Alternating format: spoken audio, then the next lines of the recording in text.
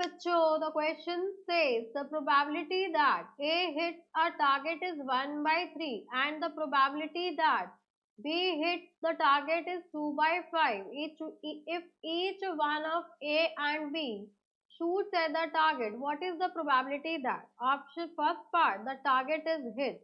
Second part, exactly one of them hits the target. So question ये कह रहा है हमसे कि ए के टारगेट को हिट करने की प्रोबेबिलिटी 1/3 है एंड टारगेट बी हिट करे उसकी प्रोबेबिलिटी 2/5 है। इस बात की प्रोबेबिलिटी बताइए कि टारगेट हिट हो गया। सेकेंड पार्ट में कि एग्जैक्टली किसी एक पर्सन ने टारगेट हिट किया है। तो यहाँ पर इस क्वेश्चन को सॉल्व करने के लिए हम की कंसेप्ट यूज करेंगे, दैट इज यहाँ पर हम प्रोबेबिलिटी फाइंड आउट करेंगे। Probability that target is hit, target मेरा हिट हो गया। तो ये तब पॉसिबल है कि ए ने टारगेट हिट कर दिया हो, बी ने टारगेट हिट ना किया हो।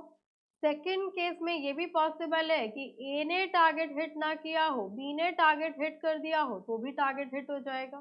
थर्ड पॉसिबिलिटी ये है कि ए ने भी टारगेट हिट कर दिया हो, बी ने भी टारगेट हिट कर दिया हो तो टारगेट आपका हिट हो जाएगा। अब नेक्स्ट केस में जब इसकी प्रोबेबिलिटी पूछी जाए दैट एग्जैक्टली केवल एक ही पर्सन ने exactly one of them hit the target, that means कोई एक ही हिट करेगा एट अ टाइम, दोनों नहीं करेंगे। तो ये हो जाएगा अगर ए ने हिट किया तो उस टाइम बी हिट नहीं करेगा, प्लस अगर ए ने हिट नहीं किया तो उस समय बी को टारगेट हिट करना होगा। अब यहाँ पर हम इवेंट ले लेते हैं ए। तो ए इवेंट है आपके पास that target is hit by A, target मेरा ए ने हिट किया है।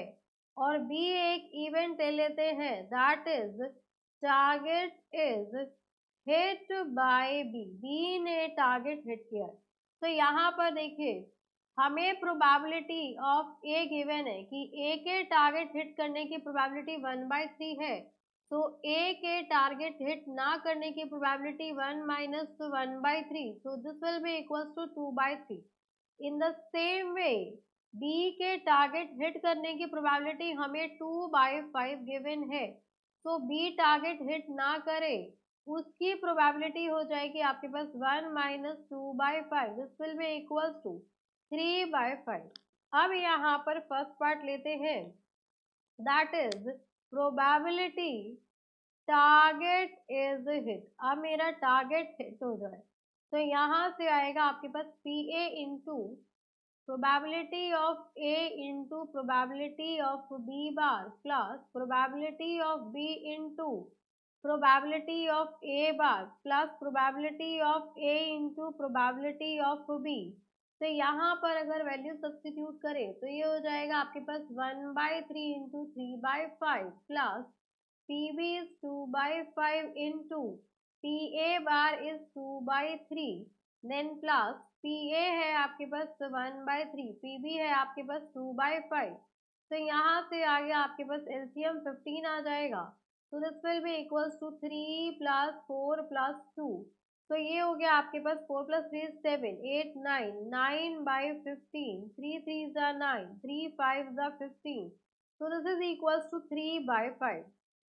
तो प्रोबेबिलिटी कि टारगेट मेरा हिट हो जाए उसकी प्रोबेबिलिटी आ गई आपके पास 3/5।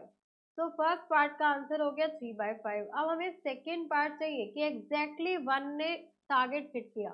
तो second part probability exactly one hits the target is equals to PA into PB bar plus PB into PA bar। यहाँ पर आप वैल्यू सब्स्टिट्यूट करेंगे तो PA गिवन है हमें 1/3, तो PA is 1/3, PA bar is 2/3 and PB बार की बात करें तो ये है आपके पास 3/5 एंड PB है आपके पास 2/5। PB हमें कितना गिवन है 2/5। अगेन एलसीएम आ गया आपके पास 15, ये हो गया आपके पास 3 + 4, तो दिस इज इक्वल टू 7/15। तो प्रोबेबिलिटी कि एग्जैक्टली वन पर्सन ए और बी में से टारगेट हिट करेगा is 7/15। So this is our second required answer. Hope you understood it very well. Thank you so much. Best of luck.